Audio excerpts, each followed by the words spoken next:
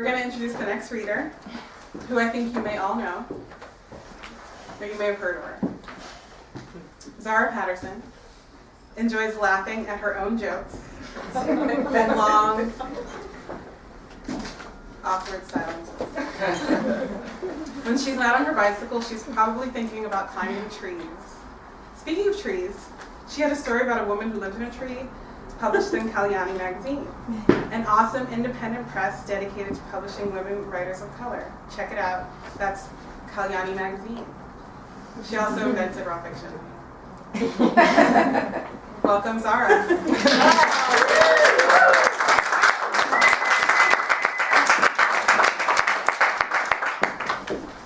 Thank you.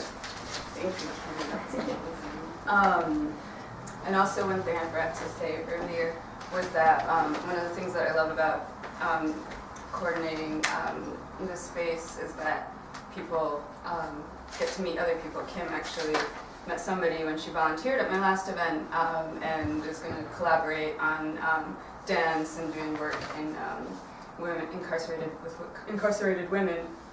So definitely, you're all really amazing and interesting. So please talk to each other when you get the chance, because you never know what kind of collaborations or friendships could happen.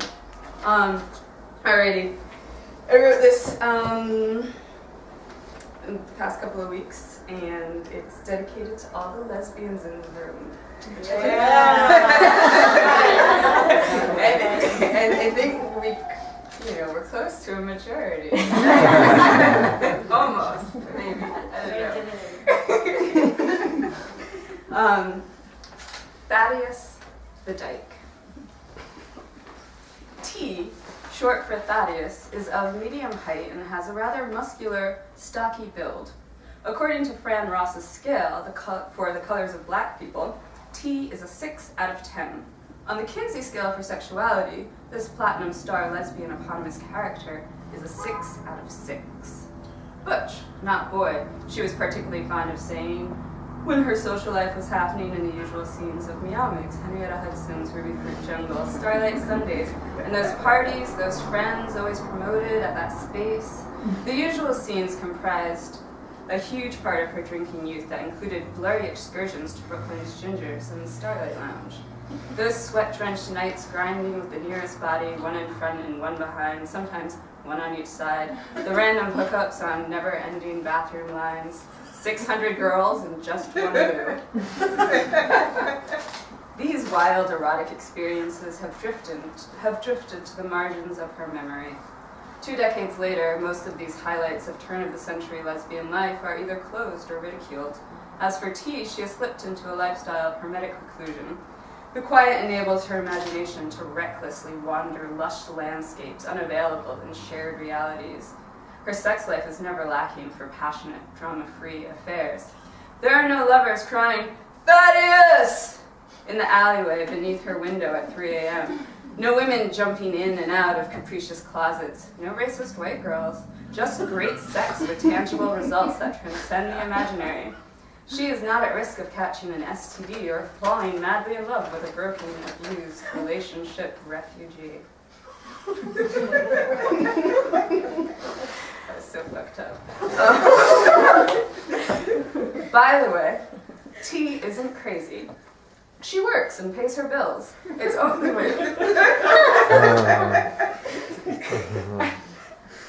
only when she's home, which is most nights and weekends, that she fully indulges in the company of her outstanding imagination. She'll spend a cozy, raucous, or intellectual evening with 1 or 2 figures from an array of imaginary lovers.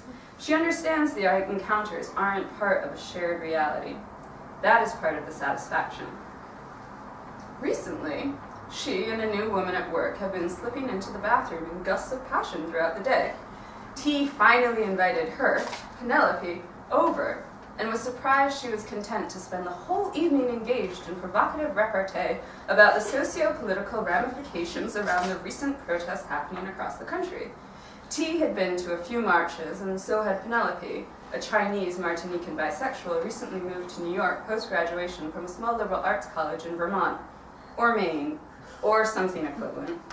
Invigorated by the young woman's hopeful perspective, T refrains from her habitual diatribe against racist infrastructure she believes can be changed only by way of nihilist revolution. She looks at her companion's dimples, licks her lips and smiles. I believe that with a generation of young people like you, this country can only change for the better. She lies.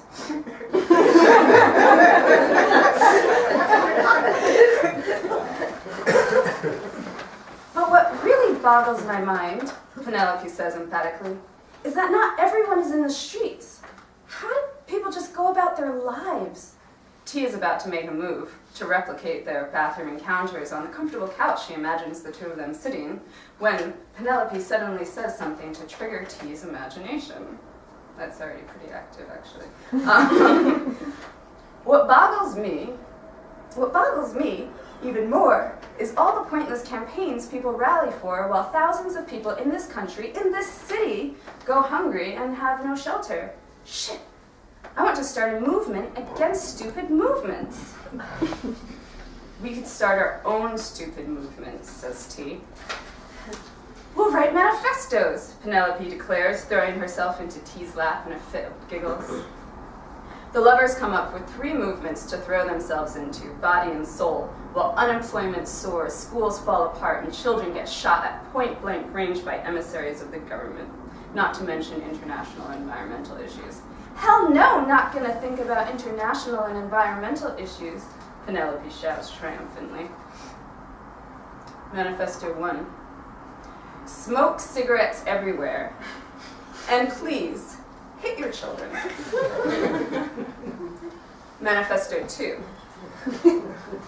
The anti-bike lane campaign. Manifesto 3. No marriage. No Homo sapien marriage. No marriage for your dog. The next morning, T wakes up alone, thrilled. It's Saturday, so she sits down to write the manifestos, exuberant to engage in acts of self-expression.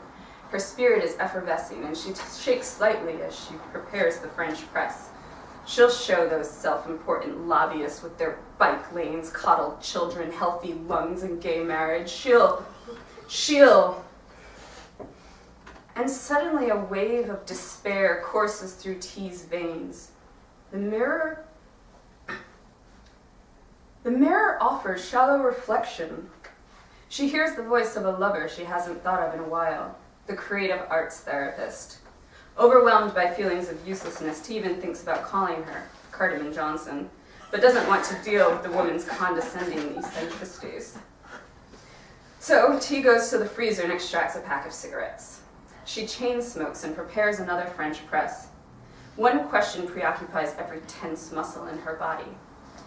How can we denormativize our minds in order to create space to reimagine the world in a completely different context? Do not walk on the path, T shouts and whoops ecstatic. If people would just walk in a diagonal line while going backwards, they'd see.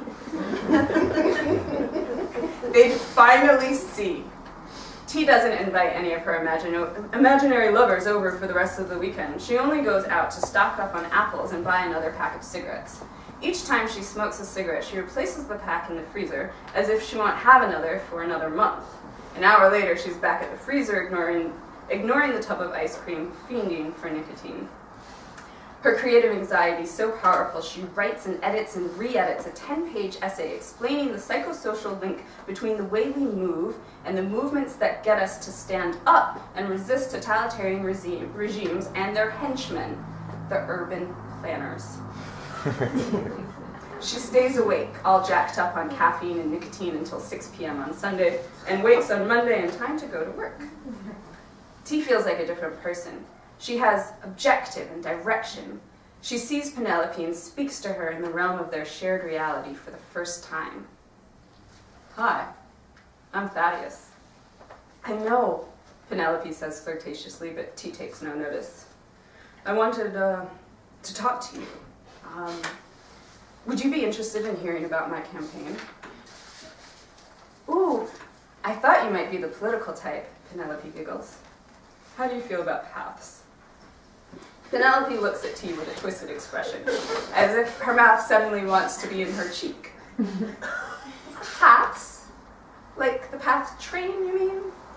No, not at all. We're so controlled, you know, by the urban planners. Told you I laugh at my own jokes. As a society, right? We walk where we're told to walk. She takes a deep breath. I want you to walk backwards, across the grass that says, do not walk on grass. What kind of nonsense do we obey? Do not walk on grass, do not touch the trees, do not play on the rocks. T notices Penelope's eyes darting around and realizes her volume is a bit high.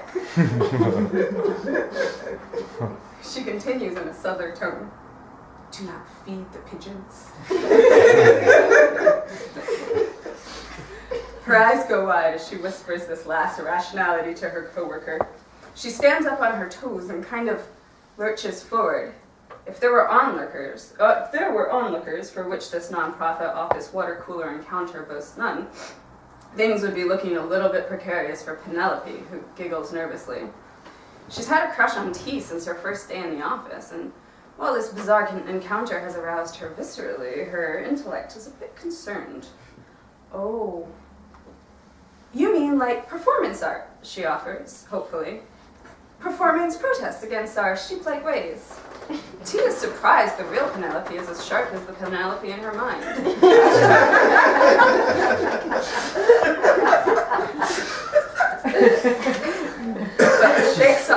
but shakes off the fantasy and pursues her mission. No! She shouts, not quite knowing what compelled her to do so. Well, yes, a performance. No, I want to change the world, you see. If we all simply start walking ridiculous, like ridiculous sheep, you understand. I knew you would, dear Penelope. My name is Ursula, he says. Oh, I've mistaken. T walks away from Penelope, come Ursula, muttering to herself in confused contemplation. You're walking like a normal person, Ursula Penelope says with a teasing empathy. However, T hears it as a hateful jab.